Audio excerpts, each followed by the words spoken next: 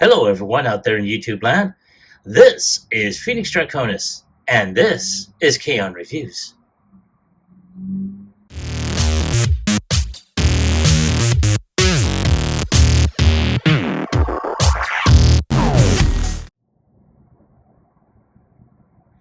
Now, as you saw in the intro, today's ToyHax review is going to focus on the Transformers 1 Studio Series Optimus Prime.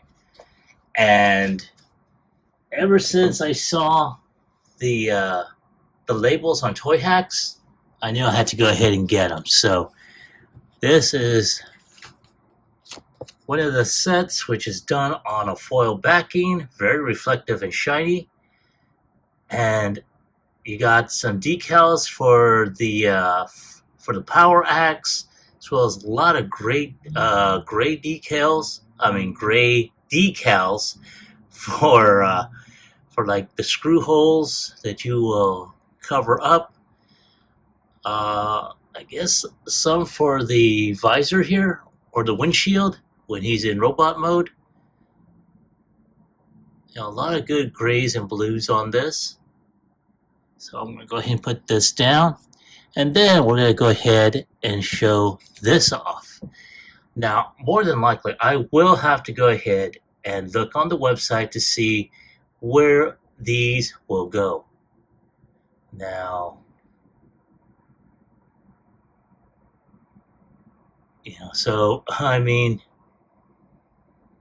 not bad. I'm curious to see where these are going to go. So I'll be reviewing the web page as well. But other than that, let's go ahead and take a look at Optimus before and after his ToyHax treatment.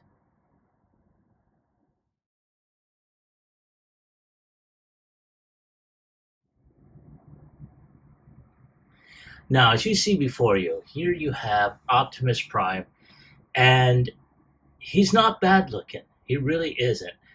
One of the things I really wish they did do was a brighter red and not so flat. This is just a straight flat red, very dull. He's a good looking figure, a lot of great looking molded details. Really nice backpack. And, also he's got that battle axe on him, if I can get him back around.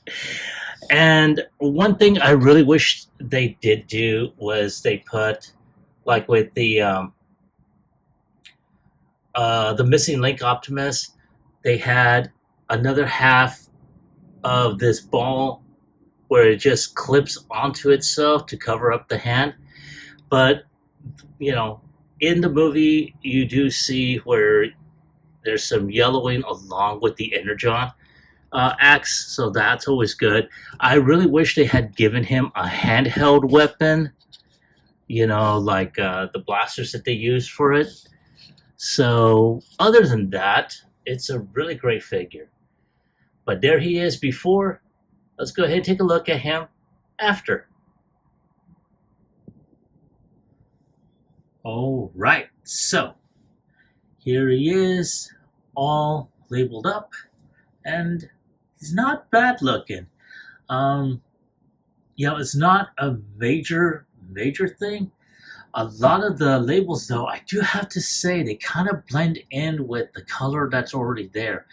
The only reason they stand out, if at all, is when the light hits them.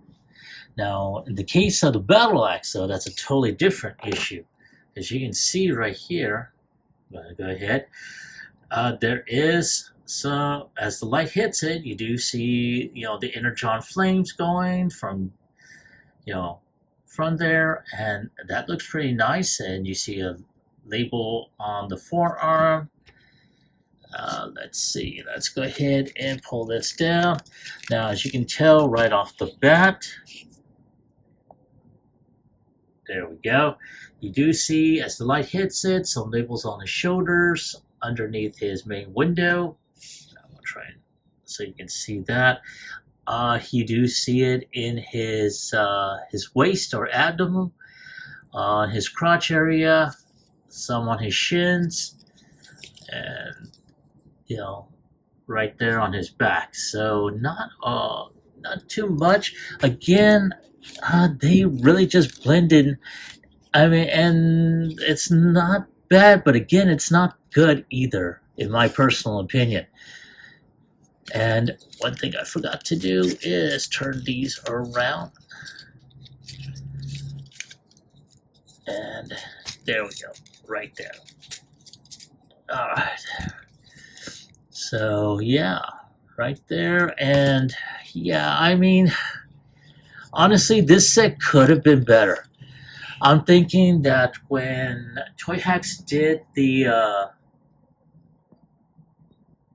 stills to illustrate where the labels are supposed to go, I think they were missing a few areas because there's a lot on the sticker sheet that should have been pointed out and it wasn't.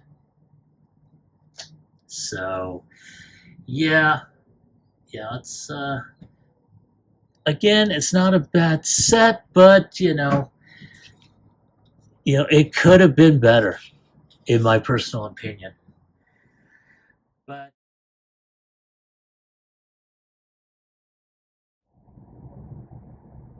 in vehicle mode, as you can see, he's really compact.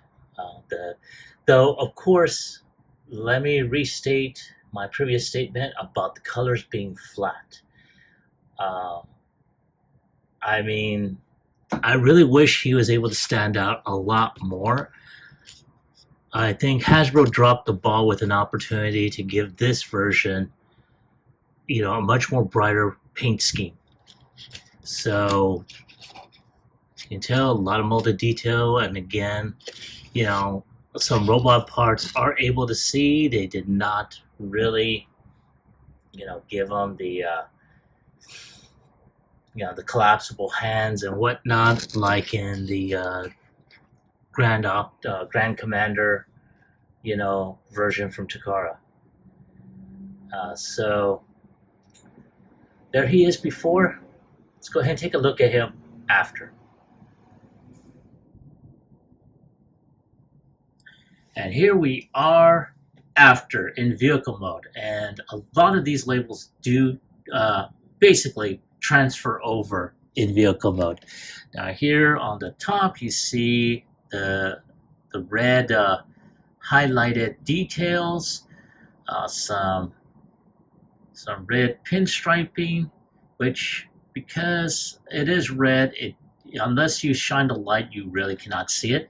Some red decals here, some bumpers, and one of them did fall off, so I'll have to get a replacement for that. Here we have some on the side, here on the side here, and some here. Now, a lot of the labels, though, I did not put in, as I mentioned earlier, and I'm pretty sure that they would have gone on certain areas.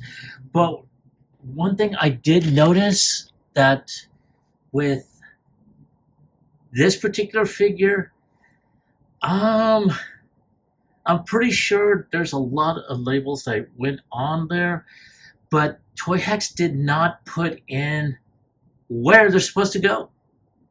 So what I may have to wind up doing is looking over,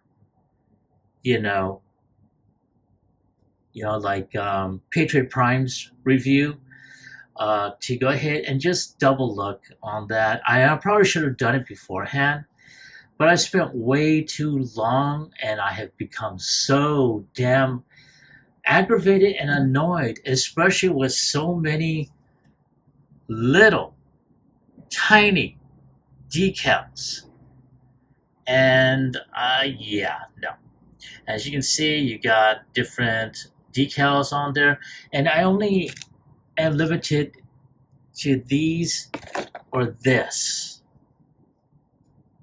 so, and I'm not as steady as I once was, so I really do not have the time or the patience to be doing this. I'm surprised I'm doing it at all. But that being said, there he is in vehicle mode. So I'm going to go ahead and take a few more shots for the end cap, and I'll be right back with my final thoughts as well as my score.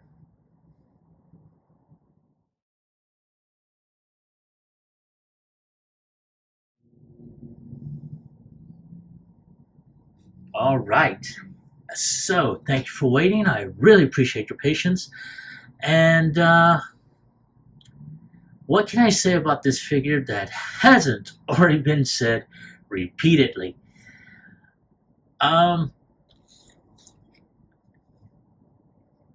in my opinion, I think this set could have been better. There was a lot of really small, fine details that, in my personal opinion, I don't think really needed it, especially in areas where you really cannot even see it, you know.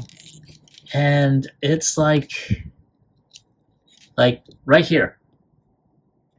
I'm gonna try and zoom in so you can see. There we go, right there. Why put labels there? Who's gonna see that?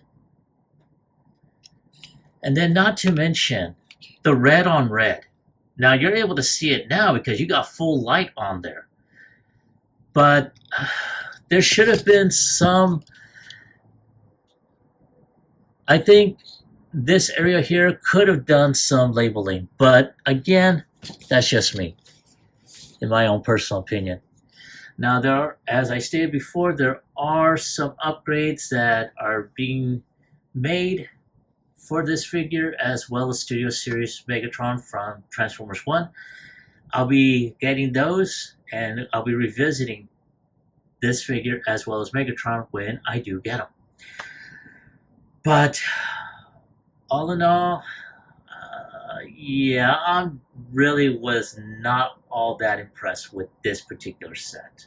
And that says a lot. I mean, I'm always praising how, this set, helped out this figure, made it pop, even when a figure really doesn't need it, it just boom right there. Oh, that was so fucking spectacular. But in this particular case, yeah, I'm sorry. I'm just really disappointed with it. So if I have to give it a score on a scale of 1 through 10,